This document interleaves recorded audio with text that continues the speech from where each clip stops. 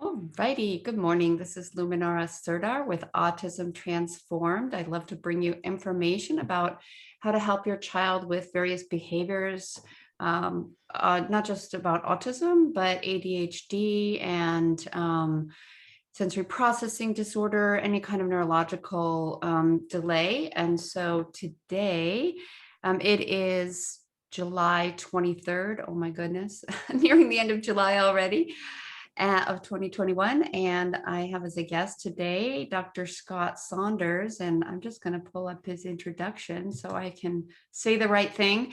And then Scott, if you want to add anything to it, go ahead. But I just want to say that Scott, he's a dentist, DDS. He's a researcher and a speaker, and he writes on the airway and sleep and oral health. So all how the mouth contributes to our overall health and how it's connected. He's co-founded Healthy Mouth Media and produced the Functional Oral and Airway Health Summits. And his partner Bonnie is on as well. She'll be maybe typing things in the chat if we need to. Although Scott's no longer in practice, he brings his dental knowledge and experience to his interviews with lots of top experts in dentistry and medicine, again, focusing on the whole body wellness, oral, airway, sleep connection to that. And his goal is educating people to find and understand the root causes of symptoms they see in their children or themselves, because it's for all of us, and then help them find the right tools and the properly trained support and receive the best treatment possible. That's all I'm going to say. Welcome, Scott. If you want to say more, go ahead. You did a beautiful job, Luminara. Thank you. It's a pleasure to be here with you. Yeah, I'm so excited because, of course, I knew about you guys a few years ago, and I know the importance of the mouth. A lot of our kids on the spectrum have chewing issues, oral issues, tight frenulums, palate issues. And so I know the mouth is super important, sensory issues. So maybe some of those are also taken care of in what you're going to talk about. So this is a super important topic that I don't think is really in the mind of most parents. Don't you think? Yes, and I think that there is an awareness gradient there, Luminara, and I think that parents are slowly becoming more aware that, well, first of all, we are a sleep-deprived society. Kids, especially teens, most emphatically are sleep-deprived. And due to a number of factors, our face and airway, as I've heard it put, are shrinking thanks to the Industrial Revolution, kids not being put on solid foods soon enough, not having been breastfed long enough.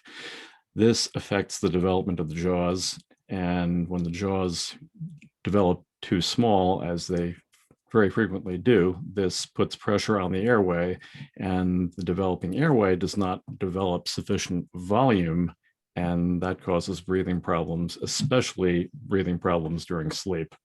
And yes, parents, unless they are, as I think a substantial portion of your audience is, kind of empowered and educated consumers and concerned parents and are looking for outside the box solutions, they're generally not putting two and two together that their kids, number one, may not be sleeping enough or properly, and number two, may actually have sleep-related breathing disorders, such as obstructive sleep apnea.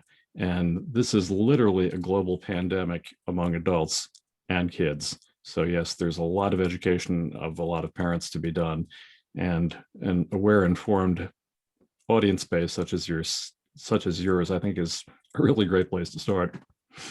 Yeah, my parents tend to be pretty the researcher types, and maybe some not, but they want to know what else is possible for sure. And I hear from many parents about sleep disruption. Their kids are up to wake up at 1 or 3 in the morning, and they're up for 2, 3, 4 hours.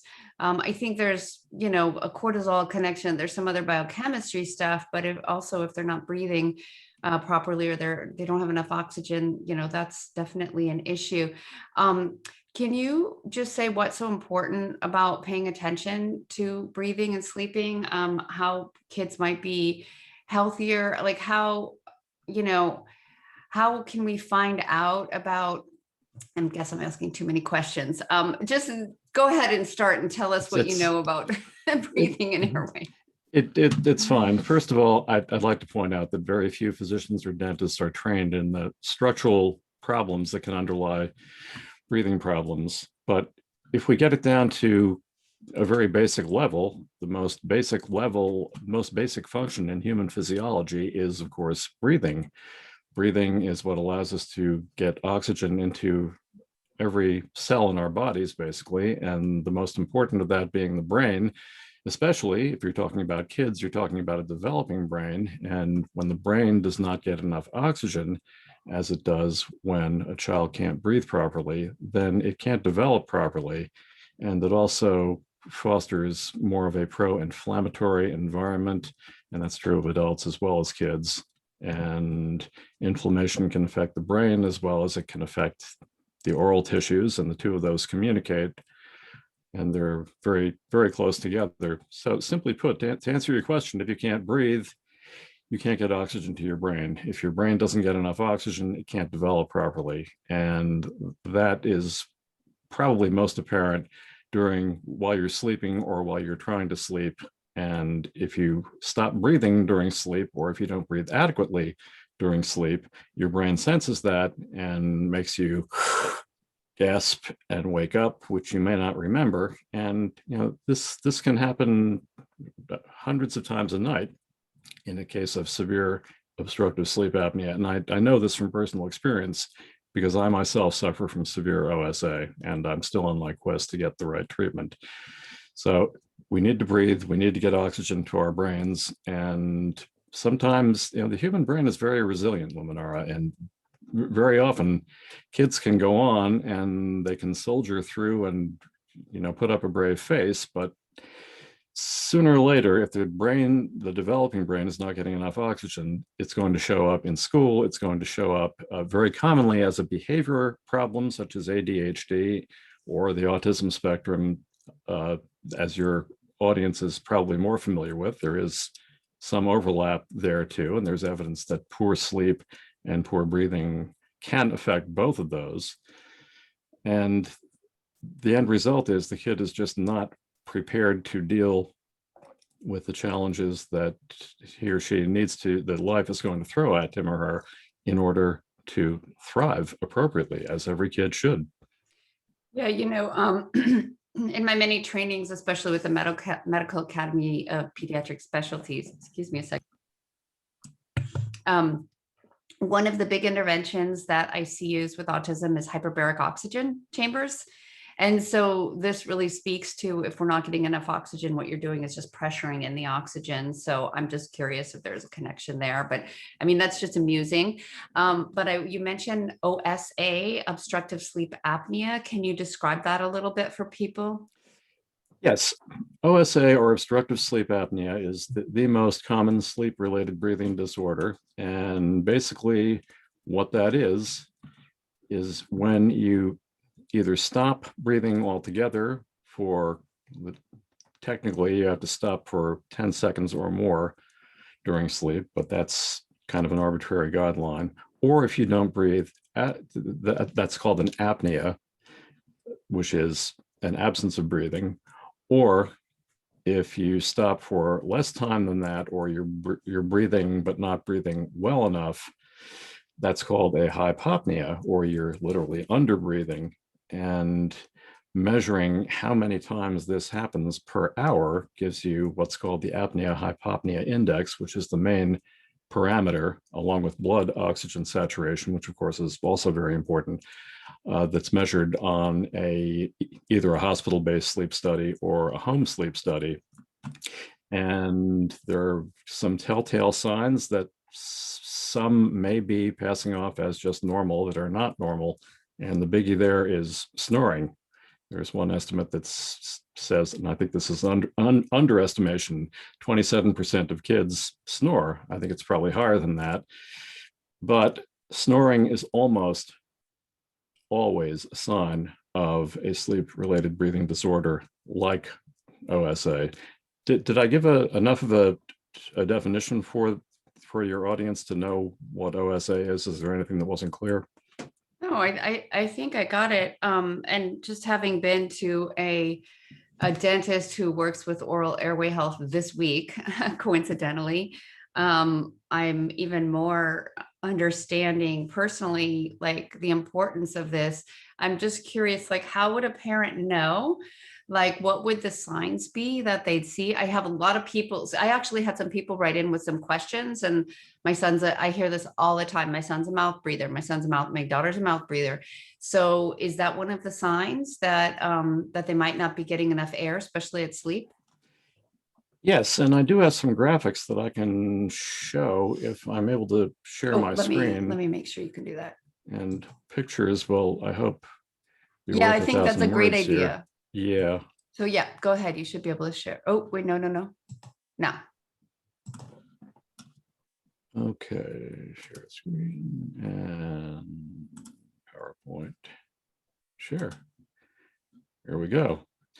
So these may not be in optimal order, but since you were on the subject of mouth breathing, and now this picture of this little girl is all over the internet. And as you can see, she's probably, oh, I don't know, somewhere between 3 and 5, maybe. It's hard to estimate her age, but you see that she's sleeping and she's got her mouth open and she's breathing through her mouth while she's sleeping. It's a pretty basic piece of information, although many people are not aware of this, including some pediatricians. The nose is for breathing and the mouth is for eating. And for a variety of reasons, kids and adults are unable to, or they have learned not to breathe through their noses. And nasal breathing is receiving a lot of attention. There are a couple of recent best-selling books published on the importance of nasal breathing and getting the air warm and having nitric oxide breathed in, none of which happens when you're breathing through your mouth, as this little girl is here. And there are a couple of other examples that I can show of mouth breathing as well. Suffice it to say that this girl probably has airway problems. Another sign is, and this is mostly for younger kids, if the kid sleeps with his or her butt in the air or is in sleep posture with their butt in the air, that is kind of a cry for help, and it's an attempt for the body to realign itself such that the airway can take in more air. So that's something else for a parent to watch for. Bedwetting beyond about age 4, 3 to 4. If bedwetting is consistently or is persistent on a consistent basis past about age 4, that is usually a sign that there is a sleep breathing problem also. And the cross communication between the brain and the urinary tract, that's a sign that the body is in trouble and that the brain is not getting enough oxygen and not getting enough rest. And that's the body sending out a danger signal too. So bedwetting beyond about the age of 4. Hey, Scott, I have a question about that, especially in adults. Would Sure. the need for frequent urination in the night Yes. be part of that? Yes, and I'm glad you brought that up, Luminara. That's a really good point, because it's kind of a knee-jerk reaction on the part of physicians, adult physicians, especially men. You know, a man says, "Doc, I got to get up 6 times a night to pee," and the knee-jerk reaction is, "Oh, well, it's your prostate." Yeah. Well, it may in fact be, and that's of course something that you need to have checked out thoroughly. But we're finding out much more often than we thought, nocturia, or getting up in the middle of the night to pee, is a sign of obstructive sleep apnea. And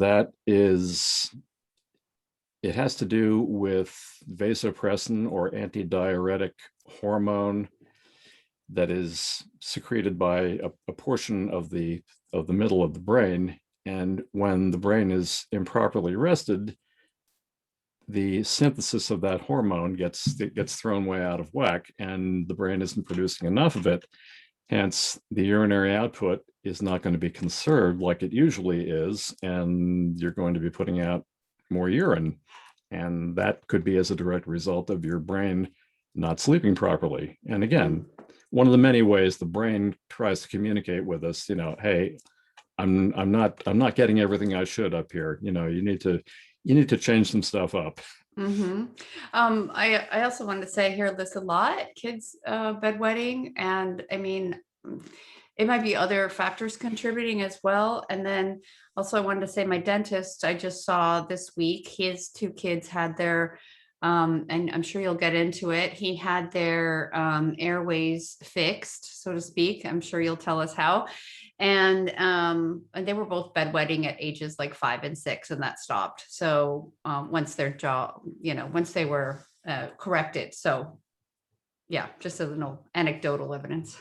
Yeah, and that's really good to hear. And again, dentistry and medicine are learning by slow increments that these are all things that could point to an airway, sleep, or breathing problem. And you alluded to how to fix that, and that's kind of a loaded question, because, well, I can kind of show a graphic that shows usually the primary mode of treatment for obstructive sleep apnea, and even in some children. And as you can see, this little guy is wearing a continuous positive airway pressure, or CPAP mask. CPAP, of course, is the treatment for sleep apnea, this treatment for sleep breathing issues that is considered the gold standard in medicine, and also prescribed by dentists who practice dental sleep medicine, as the dentist you just saw probably also does. Now we have more information coming out that simply blasting the airway open, as you see this little guy having done here, with a pressure hose of air up his nose, is helpful for sleep apnea. But as far as it being a long-term situation, especially when you're starting this young, it does not really get you around the systemic chronic disease syndromes that obstructive sleep apnea is being shown in increasing numbers to cause if it goes on long enough. Cardiovascular disease, neurological disorders, even the beginnings of Alzheimer's, because the brain isn't getting enough oxygen. I think that probably a better way to treat someone this age would be, and I know your dentist works with myofunctional therapists. I don't know if you talked about that on your last visit, but this kid would probably be at about the age where a consult with what's known as a myofunctional therapist or an orofacial myologist.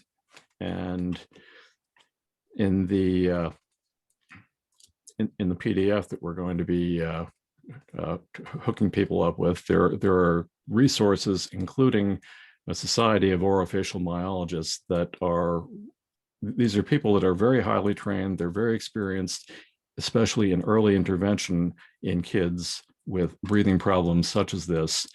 And some of the things that they do, Luminara, are surprisingly simple, such as oral facial muscle exercises, tongue exercises in particular, getting the tongue used to plastering itself against the roof of the mouth, which is the ideal place for the tongue to be, not the floor of the mouth, and providing the oral muscles, especially the tongue, with early training in helping the person, the child itself, himself or herself, helping the mouth and its muscles and the tongue and its muscles to develop properly, and in the process helping the airway to develop properly and to correct if you've got an airway that is going down the wrong road. The earlier you intervene to do these exercises and to get this therapy and correct these problems, the greater the chance you will have, and the easier it will be to forestall any narrowing or reduced volume of the airway, such that the kid can just be steered around this. And in addition to other therapies as the kid gets older, might even forestall the need for braces. And the orthodontic connection that's probably a whole other subject, but probably for a kid this age, myofunctional therapy and getting the mouth muscles and tongue muscles trained appropriately is the best way to avoid an airway problem or intervening to fix an airway problem, which sounds like the story that your dentist is telling for his kids. Yeah, and also I know that a lot of parents I talk to, their kids have, they go to occupational therapy and also speech therapy. And I know that some of them work on this area, but I don't know the extent to which. So I just want to encourage parents, encourage them that if you're already working with a speech therapist, to ask if they know techniques about also breathing for this airway. They may or may not. I don't know how they're trained. Sure, that's a really good point, because there is a considerable amount of overlap between the speech language pathologists' sphere of knowledge and the orofacial myofunctional therapist or orofacial myologist's knowledge. Not uncommonly, an OMT or a certified orofacial myologist will also have training as a speech language pathologist. And you're right, the two of them go hand in hand. And there's a lot of overlap there, and the more they can get with both disciplines and to work on the speech, it can't help but help the tongue and the oral muscles and the airway and the breathing in the process. So yeah, that's a really good point. Mm-hmm. Can you go back and show some of those really awesome pictures about the profiles and show about the jaw and speak to that a little bit? Sure.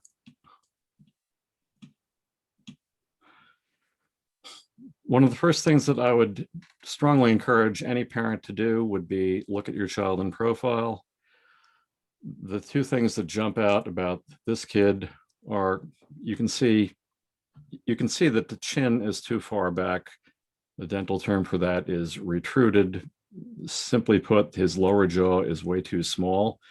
You can't really see it obviously here, but his upper jaw is likely too small also. And that is even more apparent in some kids when you look at them in profile, that their upper jaw almost seems dished in. So the upper jaw is too small, the lower jaw is too small. And back here you have the airway. And these jaws are, when they don't develop properly, the airway is not going to develop properly either.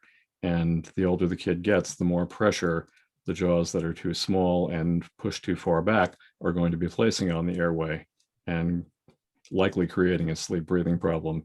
So this I found usually is a wake-up call for parents. Look at your kids in profile and bring this to the attention of your dentist, your pediatric dentist, especially if you're considering orthodontic therapy. The goal of orthodontic therapy should be to bring that lower jaw forward, to bring that upper jaw forward. And that can be done through myofunctional therapy and through appropriate orthodontic treatment that is designed to pull the jaws forward. Because go ahead. I want to make a comment about that, because when I was at the dentist, he said that to become an orthodontist and certified, you bring all these teeth molds, right? You do the orthodontic procedure, and then you take molds of the kids' teeth and see how straight they are. And you bring those to the certifying agency, and they check out all your straight teeth molds, right?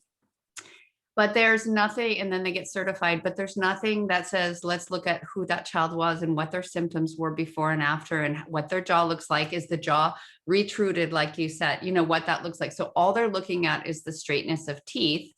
And I just want to caution parents that if you do orthodontics, that it's really, for me, I'm sure when I had braces, it was about the straightness of the teeth. It had nothing to do with where my jaws were placed, maybe the bites, to make sure the bites were even. But, check out that the goal is actually to bring their jaw forward and to open the airway versus just have straight teeth. I just wanted to put that out there because I had no idea about that. Sure. That's a great point, Luminara. And there are a lot of parents who simply they consult with an orthodontist because they make the mistaken assumption that all orthodontists have the same training. And as you say, I'm not familiar with the specific requirements for board certification or by what particular society, but something that you said struck a chord with me, in that the orthodontic specialty places a very, very high priority on how straight the teeth are. And in my opinion, less of a priority on how big the jaws are, how broad the jaws are, and how far forward the jaws are, and therefore the importance of being mindful of having an adequate or optimal airway volume and doing orthodontic treatment that is going to maximize that and that is going to support that. And there is substantial controversy in orthodontics about this. The field that focuses on bringing the jaws forward and, of course, not extracting permanent teeth, which should pretty much never be done, is called Orthotropics. And there are websites that you can go to that tell you about this. And that philosophy of orthotropics, of course, is to bring the jaws forward and to create adequate bone volume to accommodate all the teeth. And this can be done. Unfortunately, all too often, mainstream orthodontics sees a kid, and then this is very prevalent with the kids whose mouths are too small and they have tooth crowding, which can mean a number of things, which maybe we can get into in a little bit.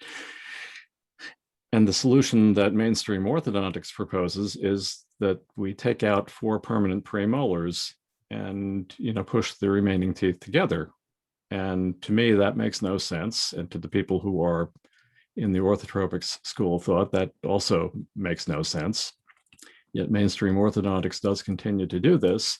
And in so doing, they are not helping kids and are probably helping to exacerbate pre-existing airway problems on kids that have this, what I like to call unenlightened orthodontic treatment done. So it's about making space. It's about making things big enough. If your child's jaws are too small, let's make them big enough. Dating myself here, but going back to the $6 million man in the 70s, we have the technology. It's just that not everybody uses it, but it is out there, and we can show concerned parents where to find doctors like this who do know about this. Great. I think you had some other pictures in there that. Yeah. Let's is there again, and this is kind of a candid shot, and what we focus on here is forward head posture, and you see the angle of this boy's neck should probably be more something like this rather than something like this. And what this is, and I can show you some other shots of forward head posture as well, like this. And this is a before and after picture taken by my friend Angie Lehman, who is a myofunctional therapist near us in York, Pennsylvania. Tremendous practitioner. This little boy his head was kind of angled like this. And as you can see, his chin is way, way back. I'm not quite sure how many years of treatment. And I think this was probably just with the myofunctional therapy exercises that we talked about earlier. And he's not too much older. I'm thinking maybe a year or two. And the difference that you will notice is his head is angled a lot farther back. It's much straighter up and down. His chin, see how far forward his chin has come, this compared to this. That's quite measurable. And there are some measurements on the next slide, which is adapted from something else that I did. I just note the forward head posture, and this is the proper head posture. And what we see is if you draw a line between the front of the ear and the collarbone, if you do it here, you'll see that there's virtually no airway up here. After therapy, if you draw a line here, you can see that even visually in profile, you can see that this kid probably has a bigger airway volume and probably his neck is longer. Yes. Right? Yeah. Yes. Okay. yes, the neck is longer, and you see how far back. You see that his head is in what would be considered a much more normal position. And it doesn't take a lot of intervention. It takes some conscientious work for the parents to get the kids to do the exercises, but you see the results that it can have, and it can avoid, a kid like this being hooked up with the CPAP and being told that he's got to wear it for the rest of his life, which I'm thinking that this little guy is avoiding. And what else do we have? And this is probably somebody 15, 16, 17, maybe. And again, you see that there probably has not been appropriate orthodontic treatment or myofunctional therapy to do anything with the jaws. His upper jaw might be okay, but again, you see how far back the chin is. And again, you see how far forward his head is. His head should be more along the lines of something like this rather than something like this. So that's something that you don't want to happen. And this brings me to something that I would really like your parent audience members to note. And this is a technology. It's a specific type of X-ray it's a 3D X-ray called cone beam computed tomography. It's similar to a CAT scan, only it's in 3D. Obviously, this is a two-dimensional slice of a three-dimensional bigger picture, and it's just a regular scan. It takes about as long as a panoramic X-ray that's routinely done in dental offices, and very, very low radiation exposure. And here we see, I'm not quite sure what the treatment was, but here we see the upper airway here coming from, the trachea and lungs would be down here, the epiglottis, and the upper airway, which is the area that we focus on. And this is what gets blocked when we sleep. And these things are color coded, and anything that is red or yellow indicates an airway volume that is too small. And probably the easiest analogy that I've seen to remember is the airway more like a cocktail straw, or is it more like a garden hose, which is after treatment? And you see how much bigger the airway volume is. The more blues and greens you see, the bigger and better the airway volume is, and the easier it is for this person to breathe during sleep or being awake. And this is really something to look for: cone beam computed tomography, X-ray. As I know from looking at your dentist's website, he's got even better pictures than this as far as showing airway volume. And I know that they were taken using a cone beam. I don't know if he did one on you or not, but this is something to look for, especially if you're contemplating orthodontic treatment. There are orthodontic practices that do not use this. In my opinion, if there is any hint whatsoever, I mean, even so much as snoring in a kid or an adult, that person should have one of these X-rays done to assess proper airway volume. Cocktail straw, garden hose. I'm going with the garden hose. So, important question to ask. Someone typed in a question earlier, and I think I got this in one of the emails too, is, what's really popular is mouth taping or using those strips that you put over your nose while you're sleeping. I don't think that's really going to open the airway down there, but maybe it opens the airway up on top. I don't know. Can you speak to those? I think the nasal strips, I don't have a lot of experience with those. I have not used them myself, but the goal there is to open the nasal passages on a local basis. Sometimes there can be the bones of the nose are too big. Sometimes, a lot of times, there is allergy at work there, and the nasal membranes are simply swollen so badly that you can't breathe through your nose. The mouth taping is mainly designed to keep the mouth closed while sleeping, and there are various types of this. All you have to do is go to Amazon and just type in mouth taping for sleep, and there are a bunch of brands that come up, and there are fancier mouth taping apparatuses that you can do that are shaped, they go all around the mouth, and they're designed to keep the lips closed.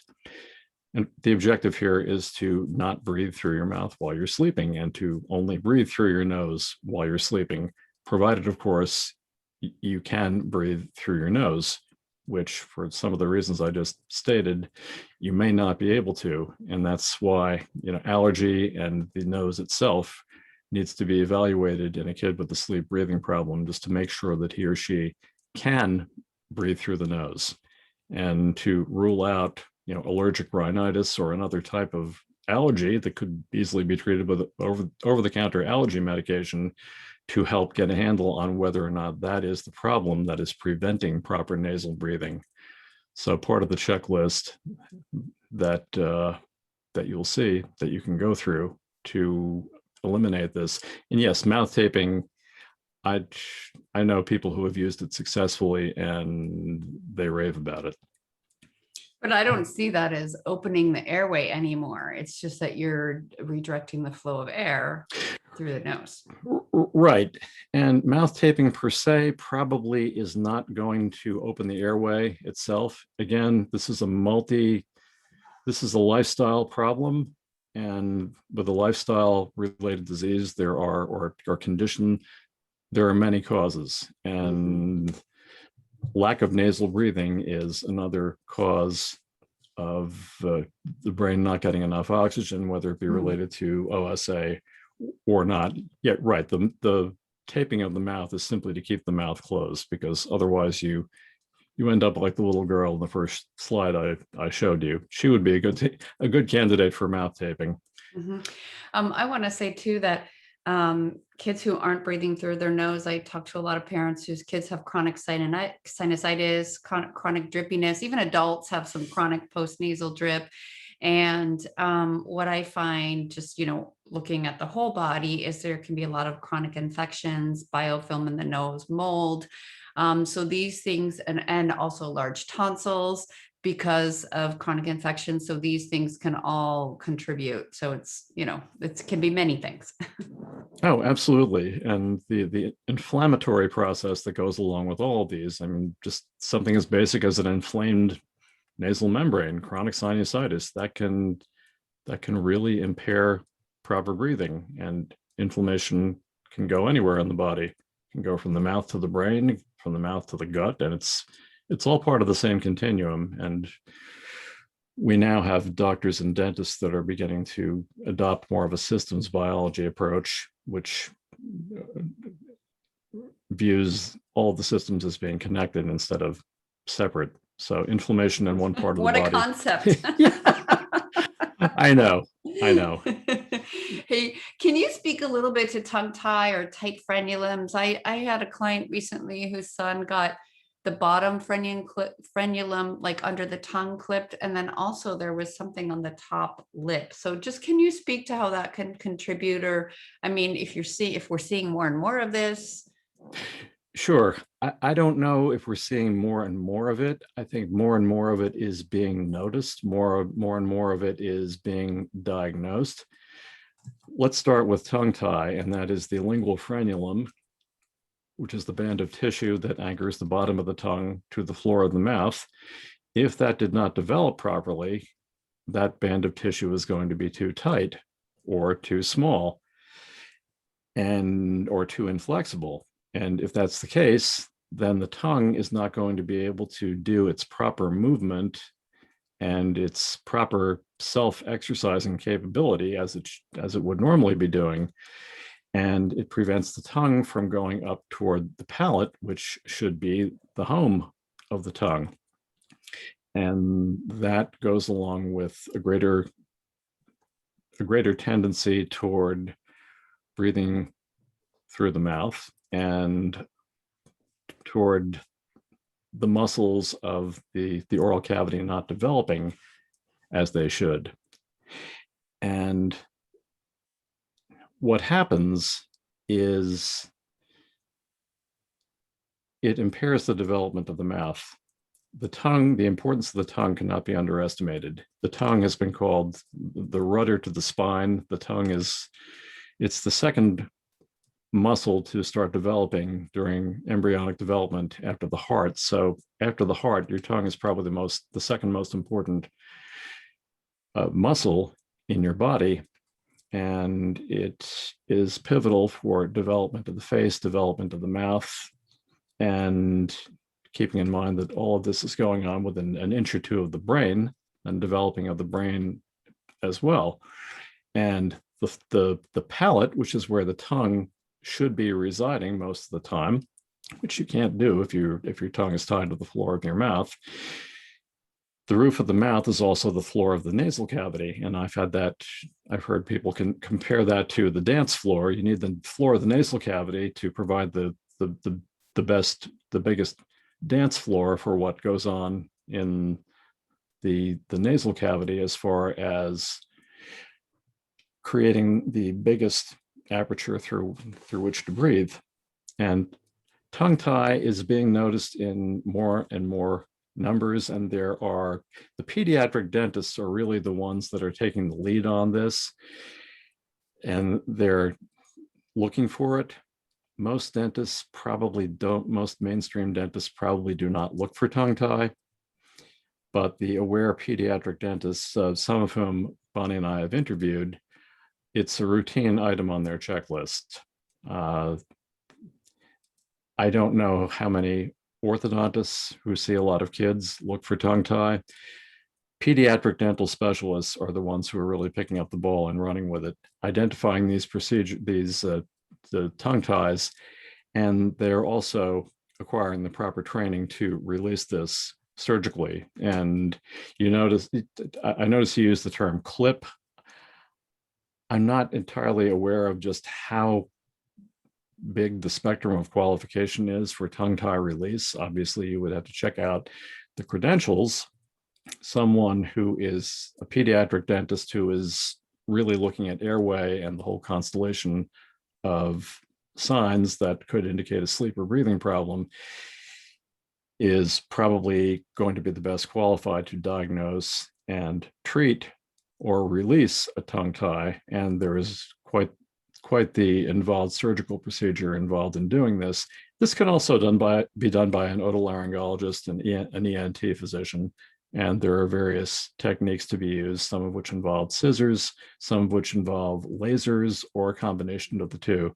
So again, one other front on which concerned parents can do their research. But you're right, tongue tie is a huge problem, and it's probably not being recognized or treated anywhere near as much as it should be. I remember when my son was born, and we're talking almost 23 years ago. I had a doula, and she came in to make sure he was breastfeeding properly. And she said, "Oh, he has a tight frenulum, but you could get that clipped at some point." And I just thought, you know what? This is how he was made. Why should I do anything special? Ruin the perfection of a child, and so I didn't do anything, but he spoke late, and he probably could have used a speech therapist, but I knew nothing about any of that.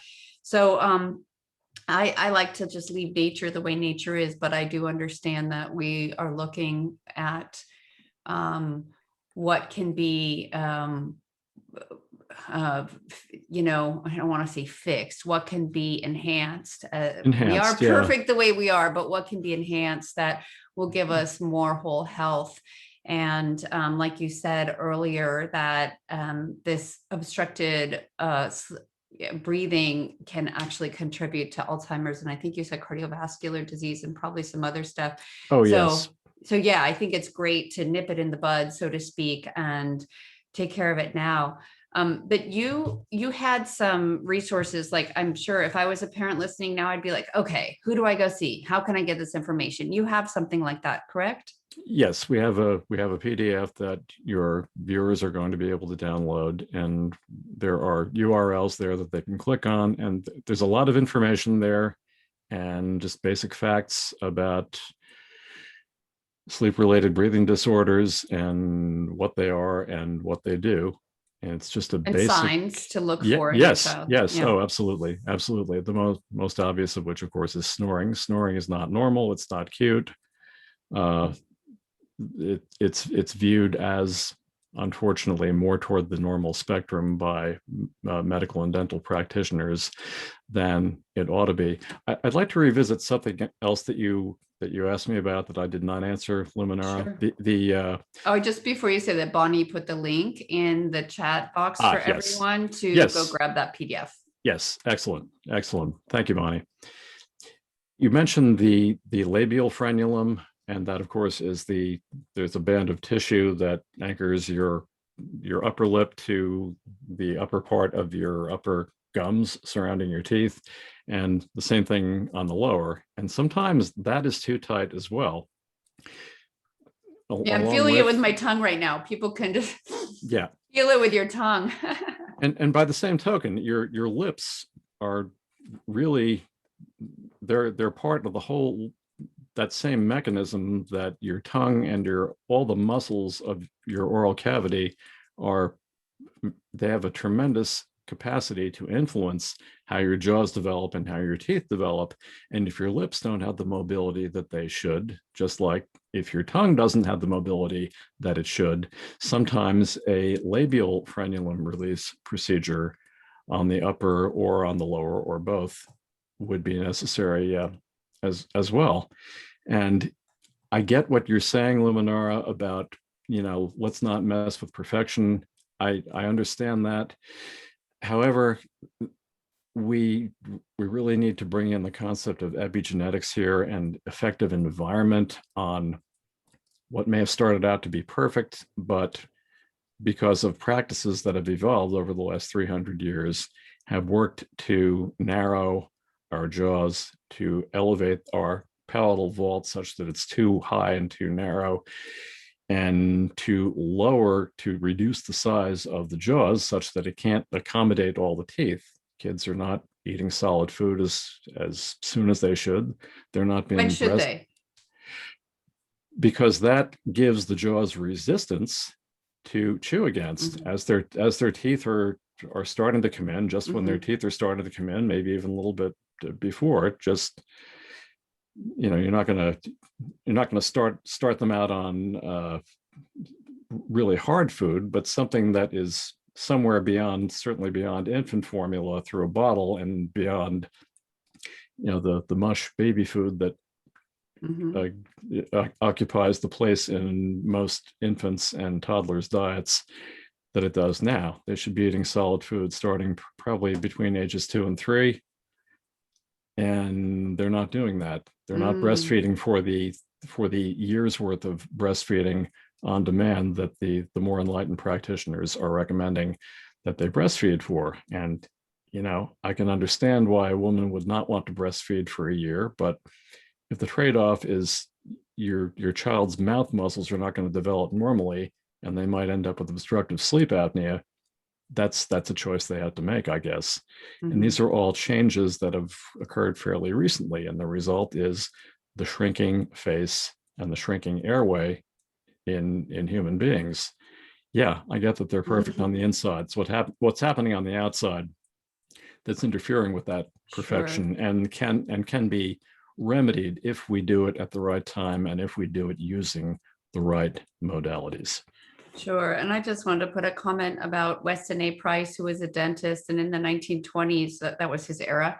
He traveled around the world looking at native people's mouth structures and found, in a big nutshell, he found that basically as soon as the Western diet and sugar and grains, non-natural foods in their area were introduced, then the mouth structure started changing. They had beautiful mouths and straight teeth. And then once the Western diet, the modernized diet came in, their teeth started being crooked, their jaw started being smaller. So it is a generational industrial revolution type process that you're speaking to. Exactly. And I'm glad you brought up Weston Price. He was a visionary in many ways. He was doing clinical research before clinical research was even a thing.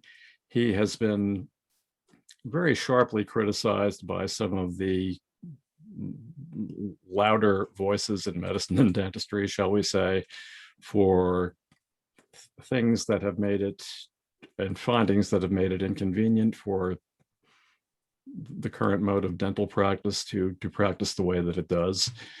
But his main publication, a book titled Nutrition and Physical Degeneration, is it's a masterwork, and it's the information that he gathered from the people that he studied is something that I think should be required reading at every dental school in the world. I know in 4 years of dental school, I myself never heard the words Weston Price at once uttered, and I don't think that his teachings are part of the dental school curriculum now.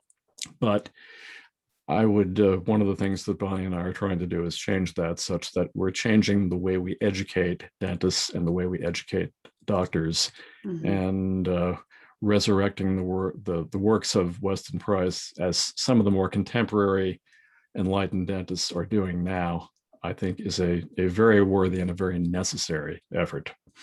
Yeah, that's fantastic. Thank you guys for doing that work. We have about, 8-ish minutes left, and we had a few questions via email, and someone just asked a question in the chat. So I'm going to just go to this email, and I think you've answered it, but if there's anything else you might want to add.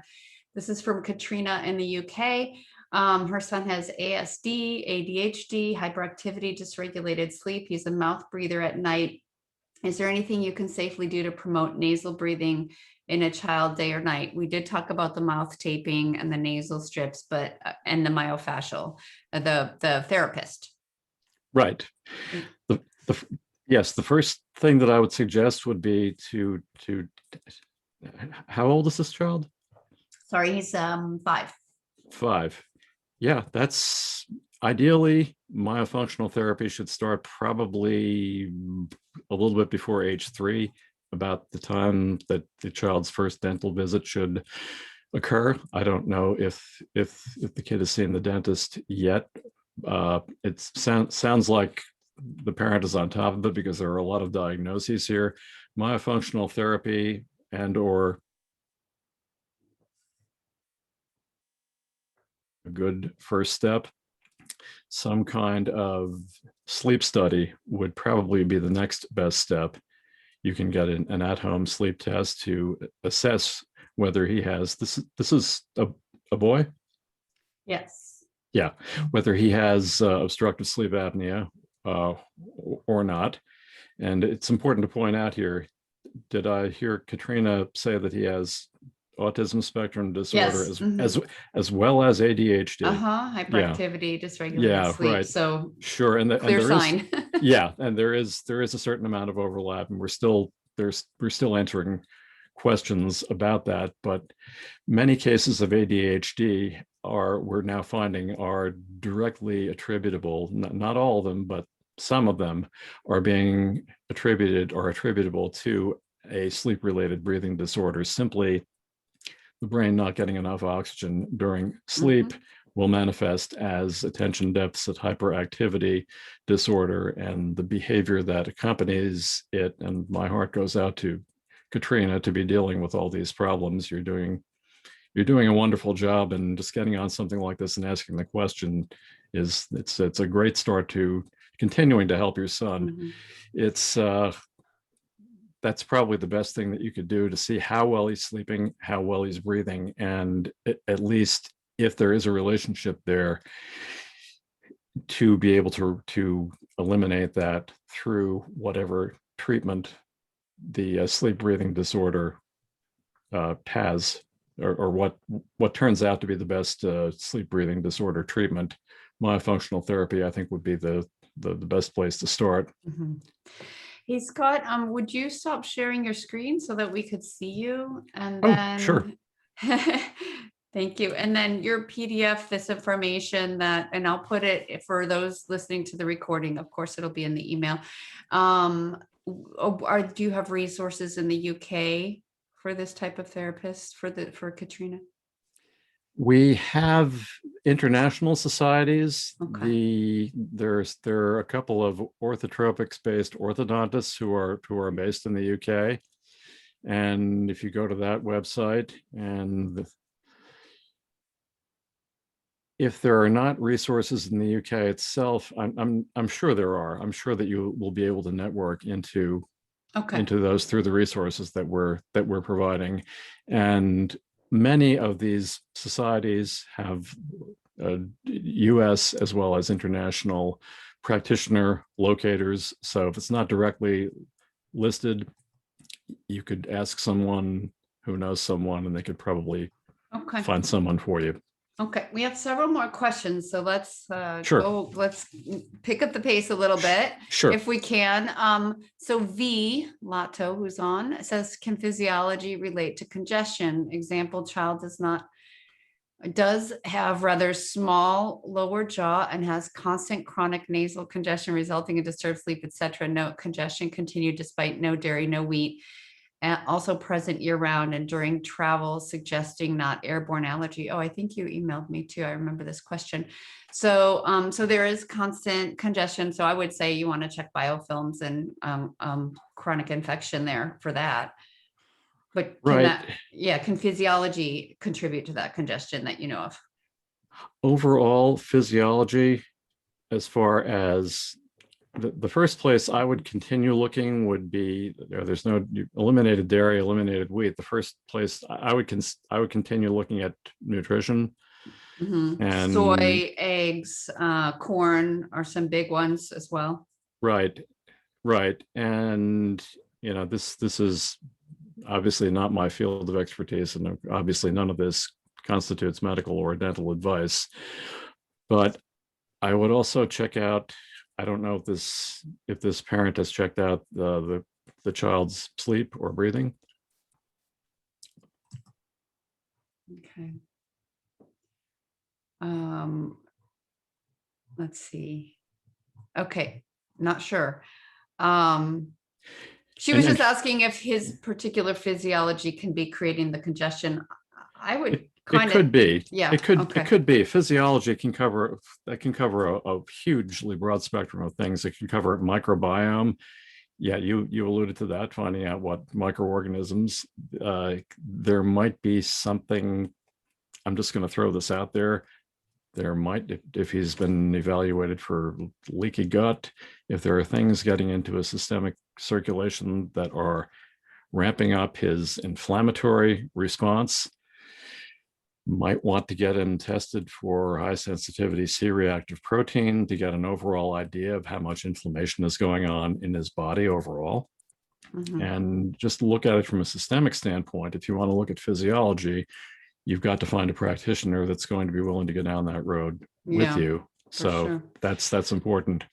Okay. Sasha asks, what are your thoughts on tonsil removal? Tonsil and adenoid removal is becoming looked at more and more favorably as sometimes a first step to treating or helping a child with an airway problem.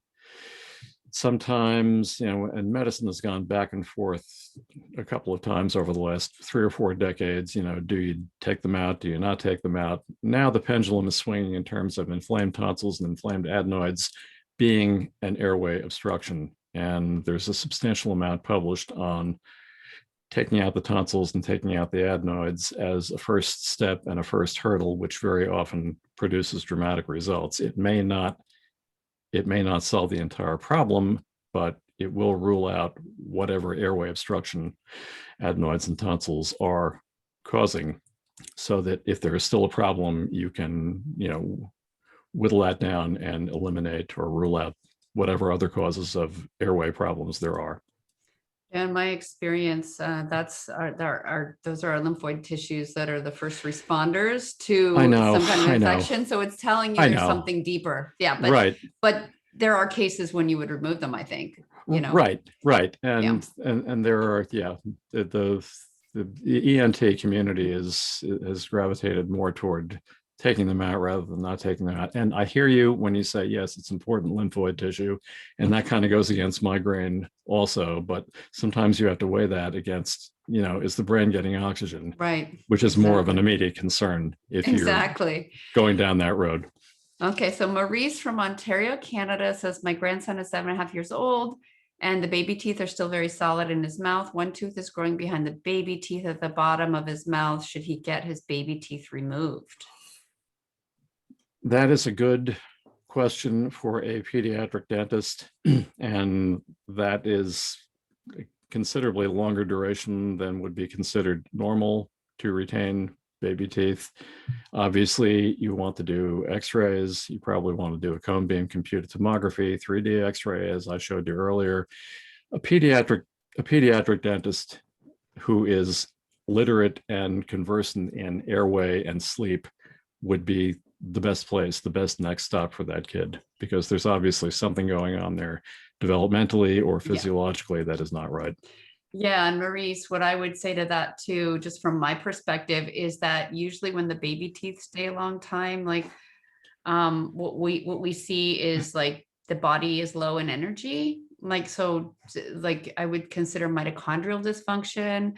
I might consider adrenals are working really hard. So there's some way where he doesn't have enough energy to develop and grow. And I've seen where a kid, and that can be a toxic situation. I mean, there's a whole lot involved in there, but also my dentist I went to in Medford, Oregon, he showed me pictures of kids who had that kind of crowding issue, like where the one tooth was, the adult tooth was coming in behind the baby tooth.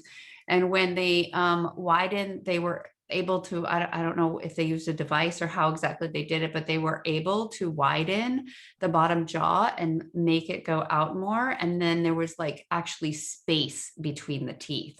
So that's why I would look at that PDF that Scott has to offer and look for one of those dentists who really knows about the, how to open the airway and how to make those jaws right. And expanding the jaws, expanding the airway. That's a pretty, that's about the simplest adage that I could suggest. You maximize the size of the jaws, you maximize the size of the airways. The jaws are too small, the airway is going to be too small. And could that interfere with the proper dentition development?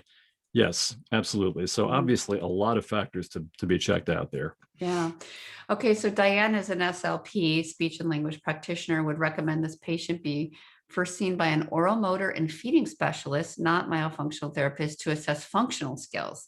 I would highly recommend then going for a nutritional consult with nutritionist who understands food sensitivities. That might have been the person with the congestion.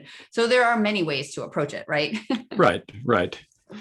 Yeah. And I'm not real familiar with the particular type of specialist that she is suggesting, but hey, the more heads, the more interdisciplinary heads you get in the game, the more likely you are to start getting definitive answers. So yeah, absolutely. It's all about collaboration, not necessarily picking one over the other, but getting everybody on the same page, on the same patient. And that's the maximizes that patient's greatest chances of successful treatment. Right. Okay. Sasha says, my son, age 7, has sleep apnea, and the otolaryngologist suggests a tonsillectomy and usinate process. Do you know what that is? I'm not familiar with that term. How is that spelled? Ucination, usinate, uncinate. I might be saying it wrong. I don't know this. I'm not familiar with that term. Sorry. Okay. So if you want to, Sasha, if you want to explain, if you know. Okay. Something else for me to research.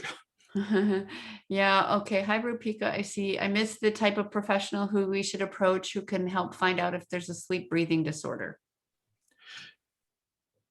Probably the best first stop would be a pediatric dentist that advertises airway related matters on his or her site, the same way that your dentist in Oregon does. Okay. And does it say how old this child is? I know him. He's like 10, 11 now. Yeah. Okay. And probably going to start talking about braces. That makes it even more critical that he hook up with somebody as literate in all of these things as your dentist is.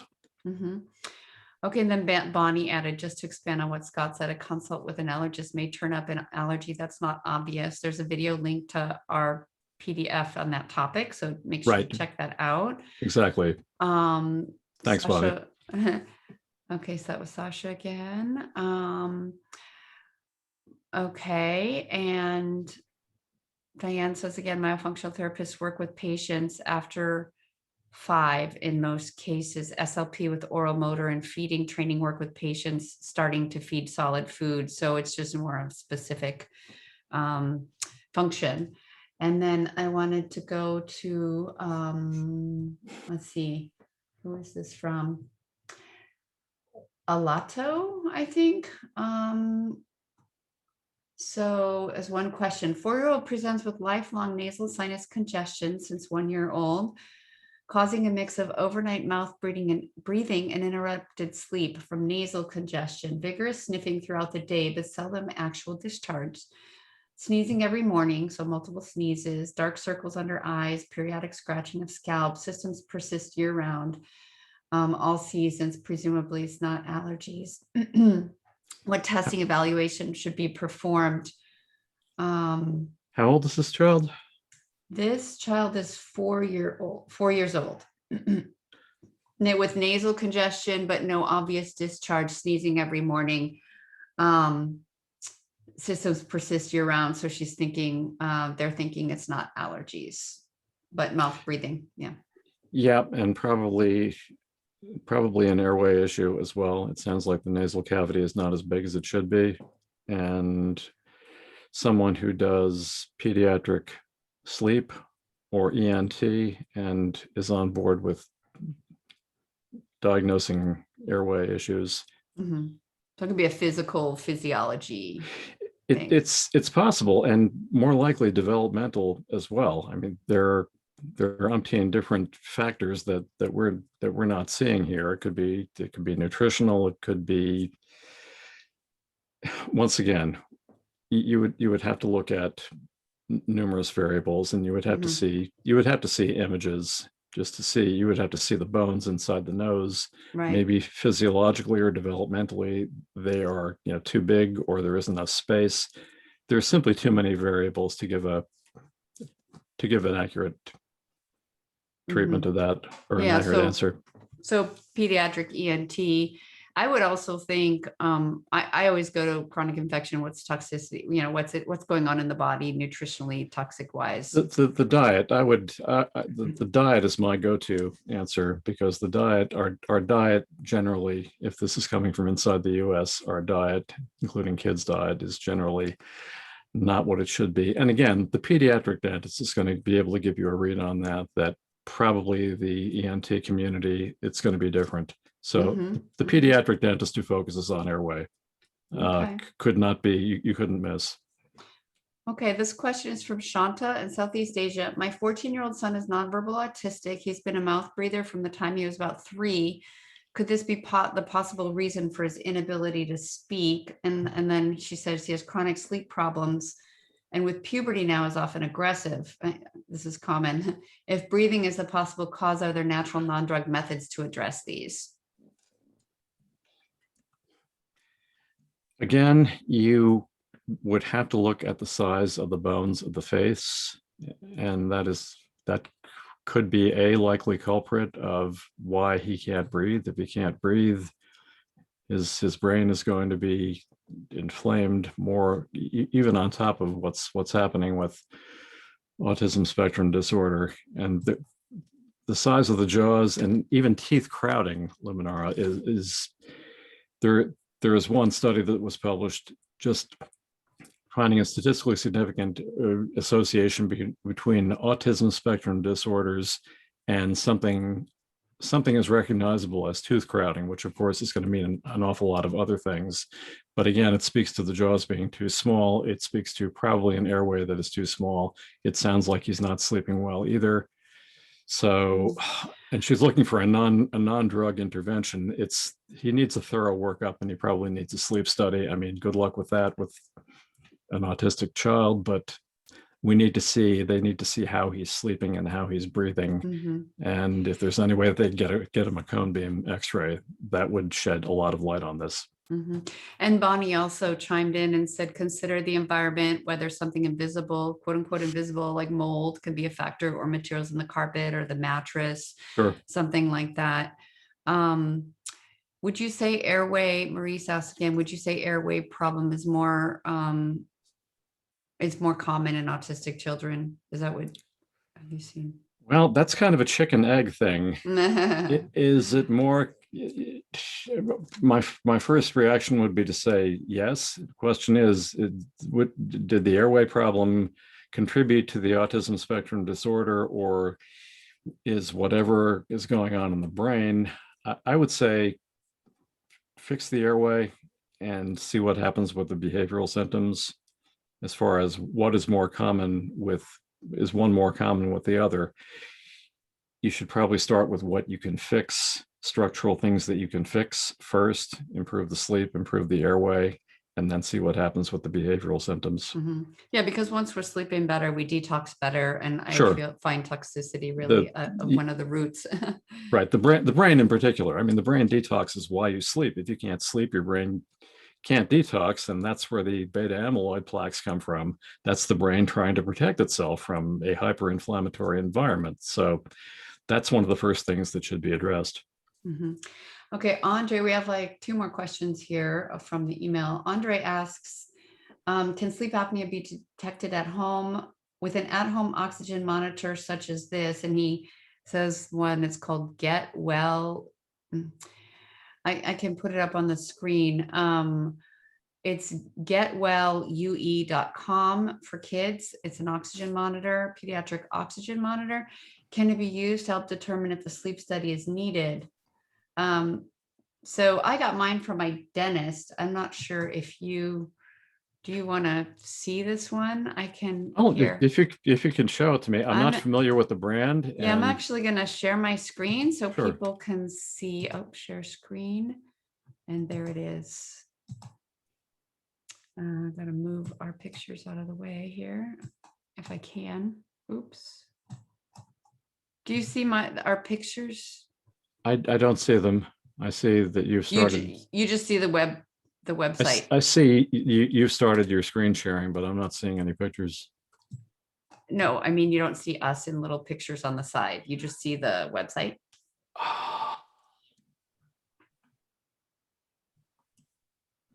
I'm wondering if I'm having an internet problem. I'm seeing, oh, I just, okay, now I see it. Now I see it. Do you see the Kids O2? I am not familiar with this product.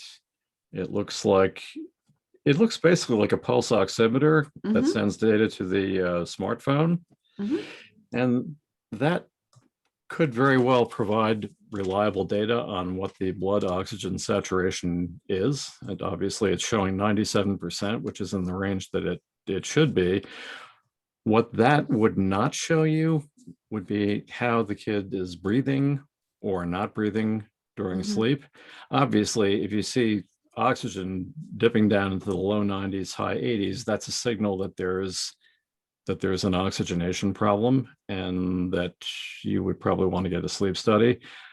By the same token, if it shows normal oxygen and there are still other signs suggesting there's a breathing problem, I would not just use this, and if it shows good oxygenation, Bob's your uncle, you don't need a sleep study. You should definitely not stop with this. You should check out how the kid is breathing and how the kid is sleeping. Well, it seems like for $150, it might be, I don't know, it might not give you all that much information. I wanted to show that this is what my dentist gave me, what's it called? Watch Pat 1. So this is an at-home. It monitors several things. So I might rather go to a pediatric airway dentist and ask them. Right. And that's going to be something that is prescribed by an expert. It's going to have a band that goes around your chest that will show you how the kid is sleeping. And most importantly, Luminara, the results of that are going to have to be interpreted by a board certified sleep medicine physician. And that is the only person that can make the call as far as whether OSA or other breathing problem, sleep breathing problem actually exists and what the next steps might be. Okay. And then Andre also asked, what are the best pillows to help with breathing during sleep, or the best head neck position that improves airway opening? Does that make a difference?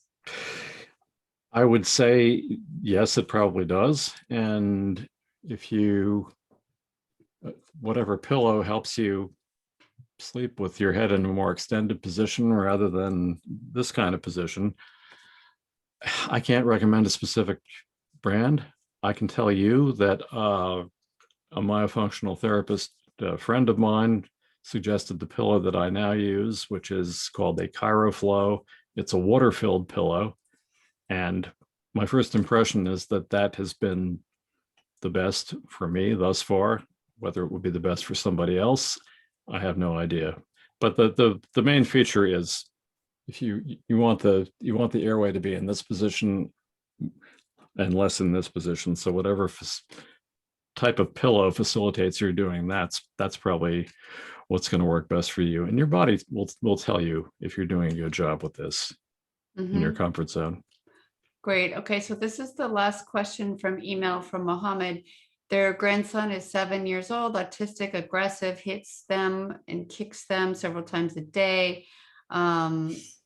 He speaks well, but cannot say or express why he's hitting, biting, beating us. Sometimes pulls hair very hard, his sister's hair very hard. Yeah, they're curious about the aggressive behavior and could the sleep, I guess, they can't attend the email or this webinar, but could sleep be contributing to that? Yes. I would say that yes, it could absolutely be contributing. Sleep and breathing. Is that going to be the whole picture? Probably not. There are all kinds of things that can cause behavior like that. There have been a number of good books written about PANS and PANDAS. It could be infectious disease based.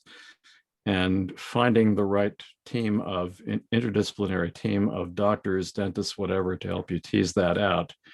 But I would say one of the first steps should be ruling in or ruling out any kind of a sleep breathing disorder. And I know that would be a challenge to diagnose in a kid like that. And just my heart goes out to you, what you're going through. Yeah, and I would also say that sometimes when I see the aggressive behavior, it could be certain nutrition can help with that. Sure. Calming, vitamin B6, magnesium, fish oil, Right. these kinds of things can really help with calming that inflammatory state. There's a product called Neuroprotect, which is, I think, luteolin and rutin and olive oil. So these calming things for the brain, because it really sounds like brain inflammation. And then also you monitor if this has a periodicity to it, like is the behavior periodic, because parasites can be a big issue, particularly around the full moon, which is today. Right, exactly. or the new moon. So there's Yeah. a lot of, like you said, there's a lot of factors. I just wanted to say, Tina also put a message in here. This is the last question. Is there a connection between environment and periodic fever? I'm not sure that's something which falls into your area of expertise. I really can't speak to that because fever can come from so many different, and environment, of course, there can be so many things as well. Also, I would like to point out the aggressive behavior, the initial video that you see on our website where I'm narrating the intro and the outro, talking about a kid that sounds very much like the one you described, violent, I hate you, I want to die. The story of that kid is emblematic of the fact that what underlay that is a sleep, airway, and breathing issue, which once it was taken care of, it turned him back into a normal teenager. So the behavioral component here is it's just so intimately tied to airway, sleep, and breathing problems.